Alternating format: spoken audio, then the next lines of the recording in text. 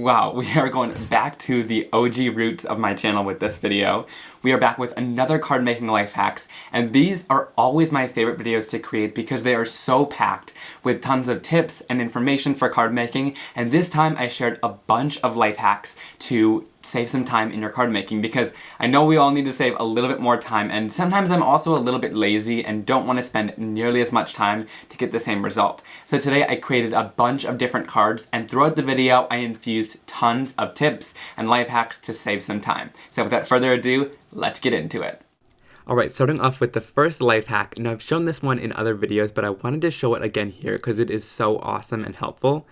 What I'm going to do is take a piece of stark white cardstock and trim off about 1 inch from each side. So this was a 4 1/4 by 5.5 piece.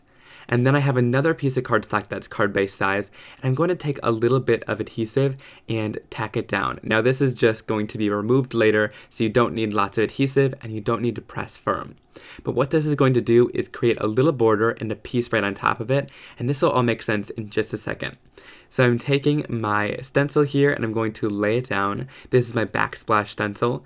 And another thing that I found that saved a lot of time this year was the Stay-tion. So this just helps save time by not having to tape anything down, especially if you're moving your stencil around, if you're using like shifter stencils or different maker stencils, and it also just acts as kind of a second hand.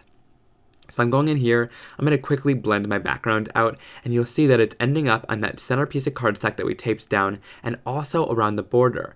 Now this is super awesome, so we're basically blending one background, and we're actually going to get 2 backgrounds out of it, which creates 2 cards. So once I'm done blending all of these colors together, I'm going to lift off my stencil, and it's super easy because it was just held down by those magnets, no tape, no worrying about ripping your cardstock or anything. And then once I'm done with that, I can go in there and peel off that adhesive carefully and gently. There was only a tiny bit on there. And then I end up with 2 backgrounds, so I can use these on both cards. One is a border that I can put an image in the center of, and then one is a nice focal point that I can add a little image to or a sentiment. Now for this next one, I want to share something really quickly that I learned.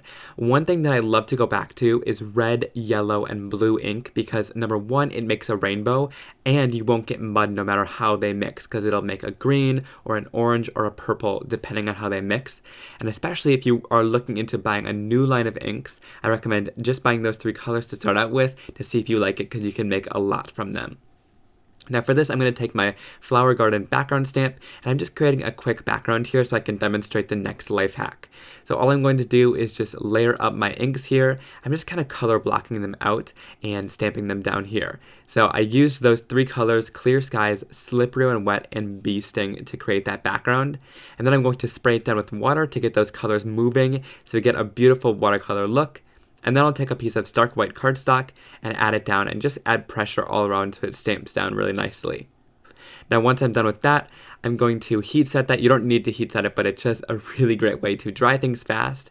And then I'm going to move on to my next step.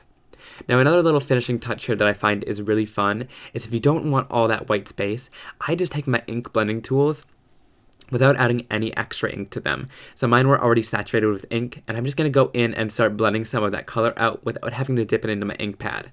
That's going to give me a nice lighter color than the actual color of the ink pad, and just give me kind of a haze of that color around that stamping. This is really awesome and just gives a little bit more color and interest to the background. So if you think you're lacking a little bit of color, try adding just this light touch of color into your background. It really adds a lot.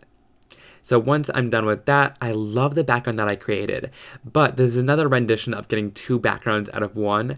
All I need to do is bring this into my trimmer, and you can either cut it in half, you can cut it into little strips and add those down to the card, or you can cut it kind of diagonally, and this adds a little bit more interest than just cutting it right in half. And if I was especially good at math, I would cut it right in half diagonally.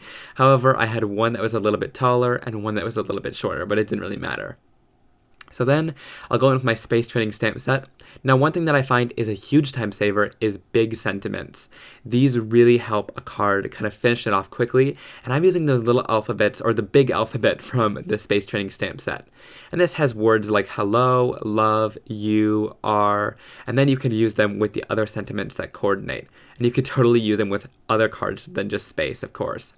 So I've added this down in my MISTI mainly because I want to stamp it. And then here you can see that I messed it up, so I go in again to stamp it. Thank goodness I did that, because that would have been a whole nother restart of the card. And then I can also go in and I can bring in the other card and stamp it down as well. Now, if they were exactly the same height, I wouldn't have to move anything, but I had to move the card a little bit down out of the MISTI, but that totally worked, and I could stamp these down really nicely, and that huge sentiment finishes it off really well. And if I was making a whole set of note cards, this would be a major time saver. Making backgrounds like that, getting 2 out of 1, and having that fun diagonal with the sentiment on it. This could make a beautiful set of note cards, which I just love that you get 2 backgrounds out of 1. Okay, now moving on to the next card, another thing that I find is a huge time saver is if I'm getting out like sprays or something that's a little bit messy, like inks. Of course, I'll just make one background with my inks because it's not too messy, but if I'm getting something out like sprays or paints or my gel press, I'm going to make a couple backgrounds at once.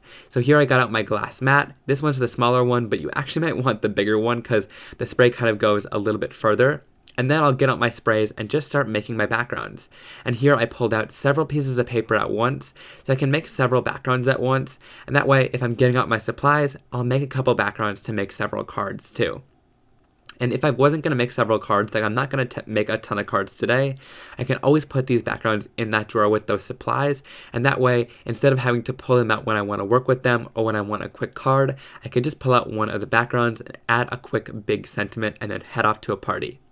So with this, I'm just going to dip it into some of that excess ink, and having 2 backgrounds makes it really easy because when I spray right in the center, it actually goes on both of the backgrounds, which is really awesome.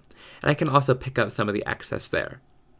Now, one of the other things I love is these distressed oxides. This has nothing to do with life hacks, but I haven't actually tried these really before this, and it gives beautiful results in the background. They give like super creamy and rich backgrounds that look just stunning. So I'll definitely be using these more in the future, maybe in the new year, because I love the backgrounds they created.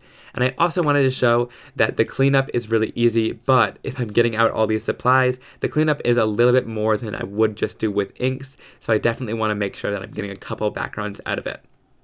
And then here, I'm going in with a little bit of distress spray too, because it reacts a little bit differently and kind of sits on top of the surface more than the oxide would, and so it gives a really cool look when you mix them together like this. So all the backgrounds aren't super beautiful, but I love them and love the texture. And of course here, I'm using the stencil, and then I could use the negative portion of the stencil for the other background. So having several that I'm working on is a huge time saver, but it also gives some cool interest because you can use some of the excess ink that was on the stencils too. So this is a really great way to create a couple backgrounds at once. I'm not too big of a mixed media artist either, so if I don't love one of the backgrounds, I don't always have to use the full background. I can die cut it, but this way I know that I'm going to at least have one background that I love, and I love that top one there, but I love that we get 4 backgrounds that we can use for all different sorts of stuff around the craft room once we're done. And it did not take long at all. Those sprays were really quick to use, but I got lots out of it. Another way to do this, to get 2 backgrounds out of 1, is to use a die cut. Now this is a little bit more detailed than the rectangle, but if you have those nesting dies, I find that hearts and stuff are really fun to use. Another thing that I love to use are die cuts, like word die cuts or big bold sentiments like I had said. And this happens to be some Hero Arts die cuts that go along with stamp sets, which is really awesome. So they say love and prayers. And I'm going to take that background and adhere it down. Now one thing I find to be helpful is adhering the top down first and then moving it down to the bottom, and that's going to make sure it's lined up really nice and straight.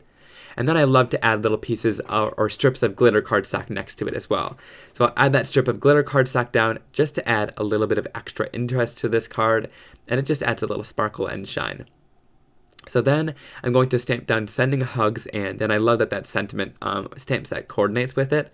And then I'm going to add some liquid adhesive down to the prayers die cut, and I love that I can kind of manipulate it. So I made it into a little bit of an arch, and this sentiment really helps just finish it off super quickly. Die cuts are a really great way to finish off a colorful background and not have to add too much interest. And then to make sure that I'm just getting rid of any excess glue, I just go in with a paper towel as I'm pushing down the die cut. So there's that finished card. It was really awesome and really simple to do, just finishing it off with that die cut. Like I said, those bold die cuts are super helpful. Now, to add a little bit more interest to this one, since I only have that smaller heart and not a whole colorful background, I'll use my Painted Lines background stamp with my Woof ink pad to ink that up. And then I'm going to stamp it off once. So this is another little trick that you can do. So I'll stamp it off on my cardstock. That's going to get rid of that really solid color, but then I can stamp it down right onto my card base here. And that's going to give me a much more muted color, which I absolutely love for this. So I just wanted a little bit of a lighter version of gray, and that's what it's going to give me. A really nice soft background, and then I can add my heart right on top of there. So here I just finished it off with that little love die cut. I added a little bit of Wink of Stella sparkle to it, and then added it all together on my card to create that really fun and simple die cut card. Now for this one, I'm going to show how to save a little bit of time by stamping a full stamp set at once.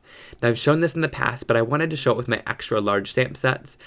This is a really helpful tip that I think I've been doing for a long time, and it's been super helpful for me if I want to take something on the go and want to color lots of images in at once on the go as I'm traveling.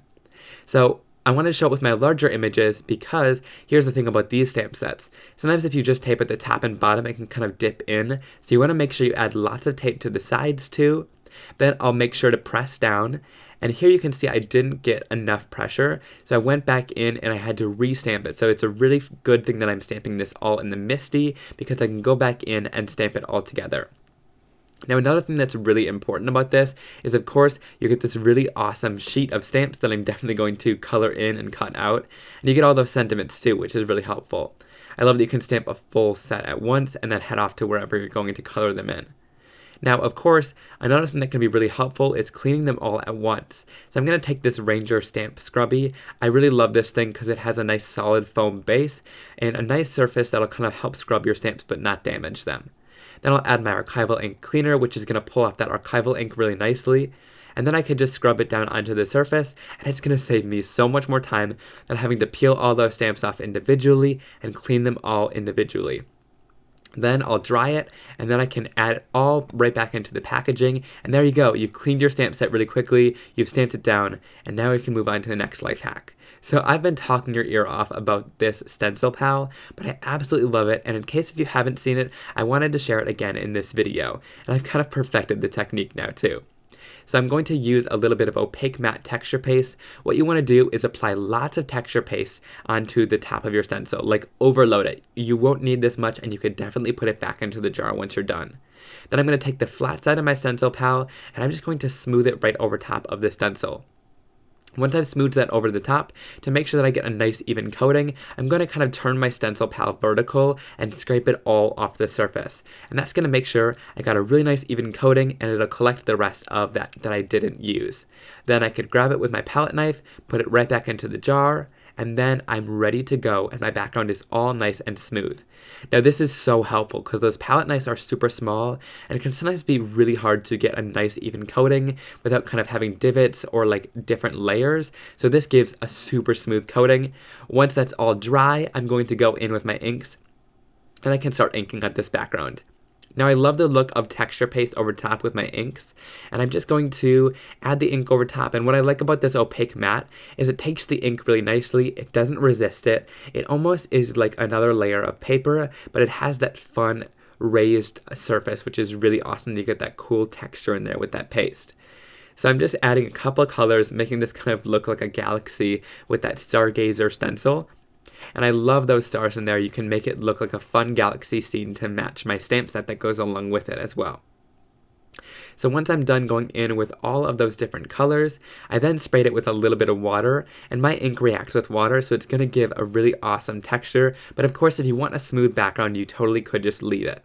Now another big time saver is if you have a super colorful background like this, sometimes some people don't think of this, but you don't really need to color it in the images. So I stamped down some images from the Space Training stamp set and a sentiment, and I added it all together, but it really just adds a fun element to the card without having to color it because the background is super awesome and colorful already. Alright, I hope you guys really enjoyed that video. Be sure to leave a comment down below letting me know which tip and which card was your favorite from today's video. And if you want to buy anything that I used in today's video, I have it all linked down below to the exact thing that I used for your convenience. And also, if you want to shop my product line at rangerink.com, you can use code SIMON20 for 20% off your entire purchase. And also, give this video a big thumbs up if you enjoyed it, and be sure to hit that subscribe button to never miss another video like this one from me. Alright guys, I'll see you in the new year, which is like 2 days away. So, bye!